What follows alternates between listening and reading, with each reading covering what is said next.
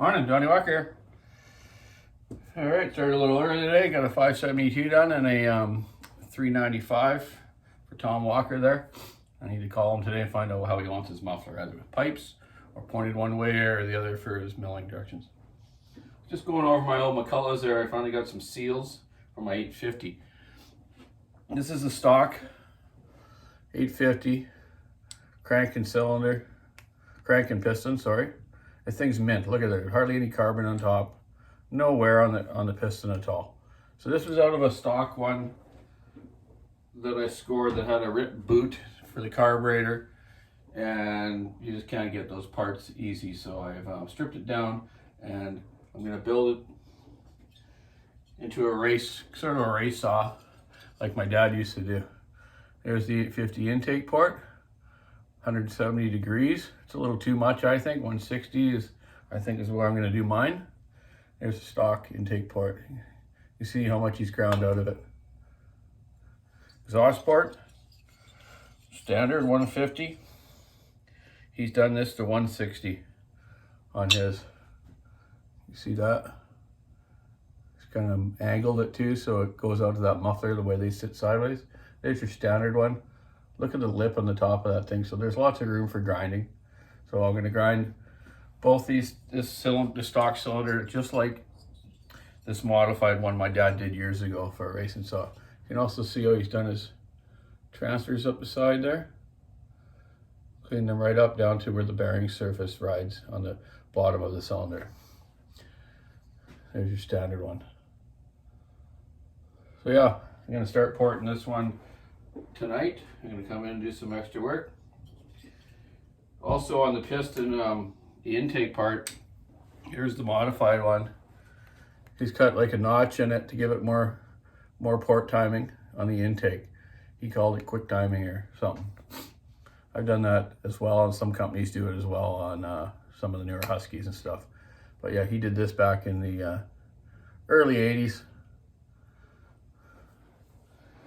So that's what I'm doing. I'm going to put that together and see how the standard one goes. I did one for buck and two, ported it, and it went pretty good, but didn't have as much torque as we thought it would. I got a brand new boot. Well, not brand new, but a very good used one my dad gave me for the intake boot.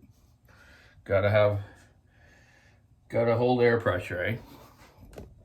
So yeah, I've just got them all apart here. I go over them. My 101 cart motor engine, I'm going to finish that off too. I keep telling you that, but it's coming. And there's my timing numbers for my dad's pole saw. And then I got the standard stock numbers for the 850 right here. 125 intake, 150, that's what Buckin's was. And that's what mine is too. So they're all pretty much the same on those old McCullochs. I like those old McCullochs. They're really good for obstacle pole racing and logger sports, and for falling as well. They're for 85cc saw. They were one of the best ever made. It went from the Super Pro 81 to the 850. Then they had an 800.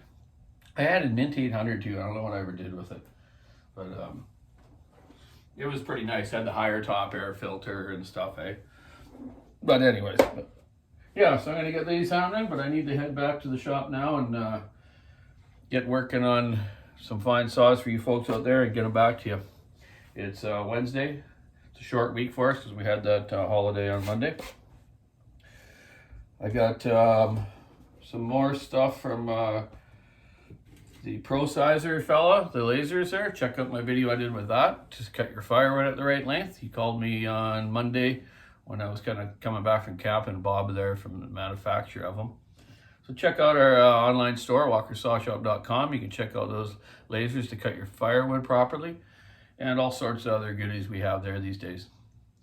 The bark boxes, the West Coast dogs, Pro Safety dogs, Pro Safety handlebars we really don't have anymore because all the handlebars are good now on the saws. I told you before about the left-hander ones I built for some people. Won't do that anymore though. It's just too much work. So anyways, yeah, hey man, keep your saw on the wood, stick on the ice, rubber on the road. Have a great week. We'll talk to you soon. Bye.